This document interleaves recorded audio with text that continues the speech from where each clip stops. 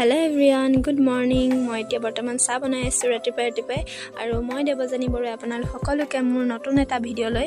পুনৰবাৰ স্বাগতম জনাইছো আৰু এয়া চাওকচোন ৰাতিপুৱাই ৰ'দটো ইমান চোকাকে ওলাইছে এইকেইদিন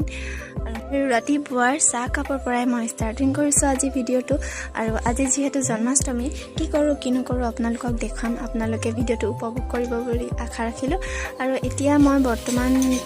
ভাত বনাই আছো আৰু ভাতত আজি আছে এফালে ঢেকিয়া ভাজিলো আৰু এফালে তেল গৰম কৰি আছো ঘুগুনি মটৰ ঘুগুনি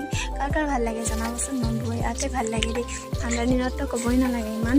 ভাল লাগে খাই ৰুটিৰ লগত আৰু মই বৰ্তমান বনাই লৈছো পটাপট কিয়নো সকলোৰে ভোক লাগিছে একেবাৰে দুপৰীয়াৰ সাজহে বনাইছো ৰাতিপুৱাৰ সাজ যিহেতু পেহীয়ে বনাই মেলি সকলোৱে অলপ অলপকৈ খালে